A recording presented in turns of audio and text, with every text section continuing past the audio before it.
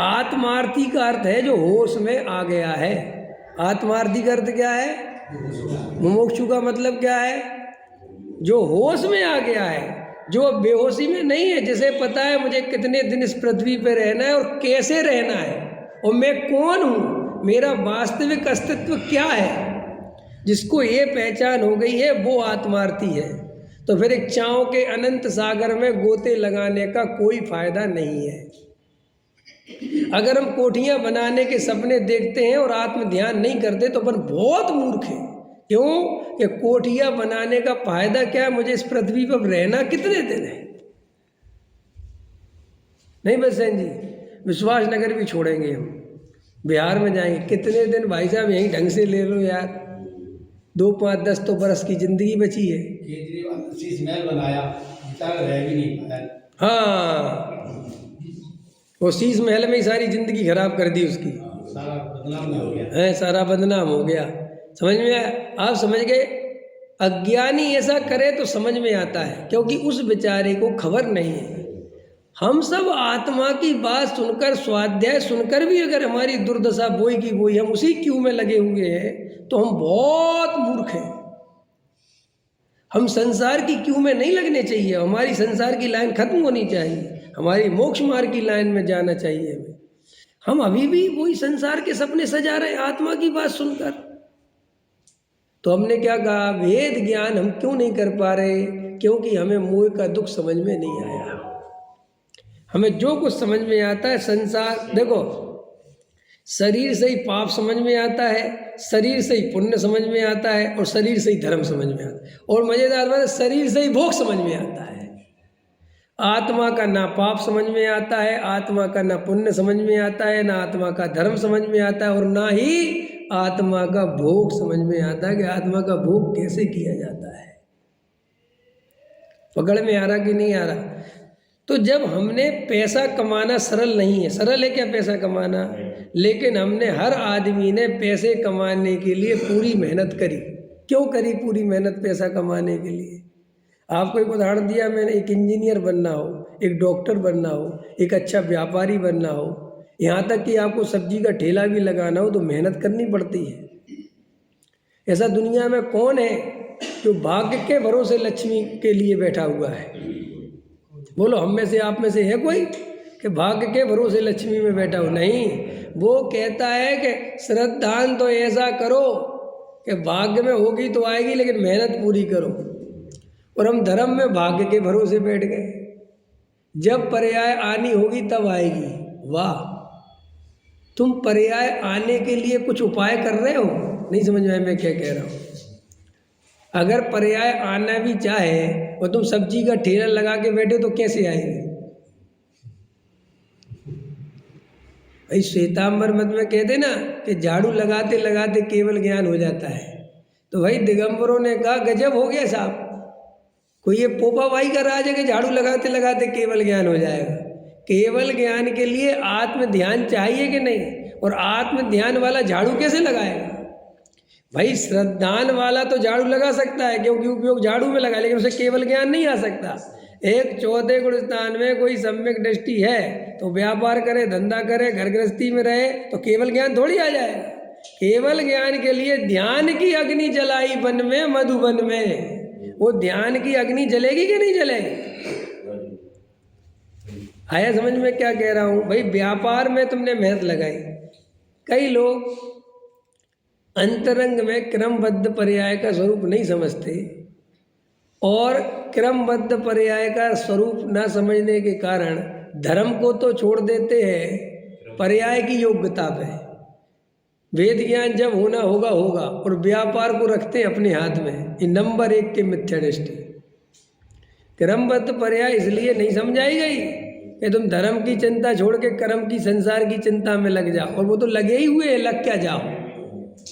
लेकिन अपन को थोड़ी बहुत धर्म की चिंता होती भी थी, थोड़ी बहुत आत्म ध्यान की तरफ बात करते भी थे, तो भाई साहब ध्यान करने बैठे और ध्यान में मन नहीं लगा। सुनना मेरी बात, थोड़ा खतरनाक है ना। ध्यान में मन नहीं लगा, जो पर्याय जब आनी होगी आएगी, हम तो अब रख करेंगे ही नहीं, लगता भी ध्यान की योग्यता है नहीं। अच्छा, ऐसा दुकान में एक बार नहीं करा तुमने? ऐसा दुकान में भी कर लेते कि आज ग्राहक नहीं आया, अब 4-6 दिन हम खोलेंगे नहीं दुकान, लगता मैं भाग्य में है ही नहीं। करा आज तक किसी ने? अरे चलो छोड़ो यार, दुकान किसी भी काम में करा है?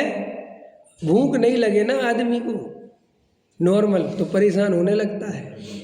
मैं कह रहा हूँ 2-4 दिन नहीं लग रही तो कौन सी आफत आ गई। भगवान से रोज तो कहते थे कि हे भगवान ये छुदारू मिट जाए, अब थोड़ी बहुत भगवान ने सुन ली तुम्हारी तो वैद्य जी के पास भागता है, भूख नहीं लग रही तो वैद्य जी कहे किसी बातें करते हो, तुमने क्रमबद्ध नहीं पढ़ा?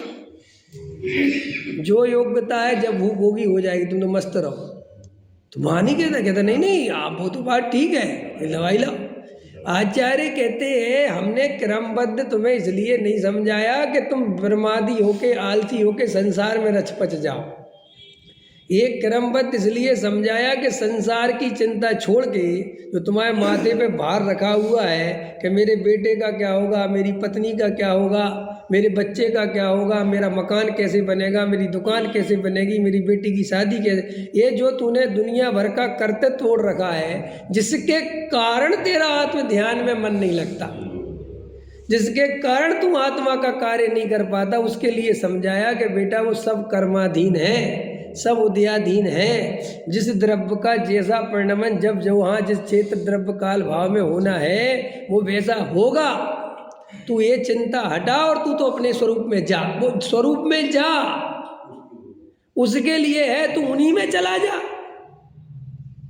तो इसका मतलब साहब, इसका मतलब ये है कि तुझे इतना परम सत्य ज्ञान होने पर भी लगता है तेरी काललब्धि वास्तव में नहीं आई।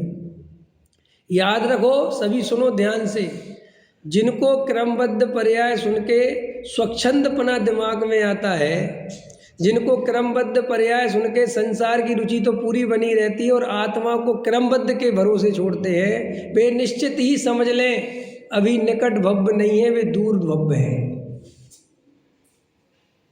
क्या समझ ले वे? मैं दूरानुदूर नहीं कह रहा हूँ, दूर कह रहा हूँ, थोड़ा सा दूर है। अभी उनकी काललब्धि, अभी वो मारीची की जमात में शामिल है। वे समझ में आया? अभी वे ज्ञानियों की जमात में शामिल नहीं हो सकते। इसलिए जिनको भी ये मुमुक्षु होकर भी समाज की रुपए पैसे मकान पद प्रतिष्ठा की रुचि बनी हुई है, वे भले ही कांची स्वामी की कितनी बड़ी फोटो लगा के घूमते रहे, वे मुमुक्षु नहीं है और वे अभी उनकी काललब्धि नहीं पकी है, समझ लें। चाहे भले वे बड़ी से बड़ी संस्था का संचालन ही क्यों ना करते हो, चाहे वे बड़े से बड़े अध्यक्ष सेठिया पंडित विद्वान और कोई लेना है, त्यागी वृत्ति संत साधु कोई भी हो, जिन्हें मठ की रुचि है, संस्थाओं की रुचि है, भले ही वे समय सार घर घर बांटते हो, इस बात की निशानी उन्हें आत्मा की रुचि नहीं है। ये अपन को समझना ही पड़ेगा। हमने अगर सिद्धांत का दुरुपयोग करा है तो इसलिए करा है कि हमारी काललब्धि आदिस्वर समझाया मारीचर बोराया, क्यों माने कोई किसी की, क्योंकि आत्मा अनंत गुणों का धनी।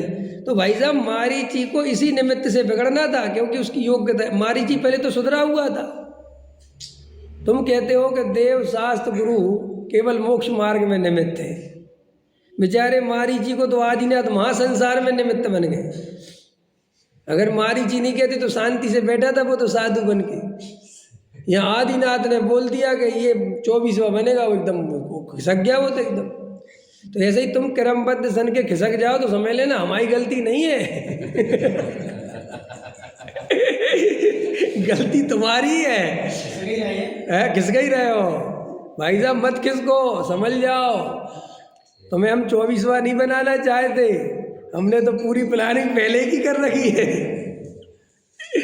लेकिन अंदर में निर्णय चाहिए। तो देखो, पैसा कमाने के लिए हम कुछ विचार नहीं करते, केवल अपनी तरफ से जो हम कर सकते हैं वो करते हैं।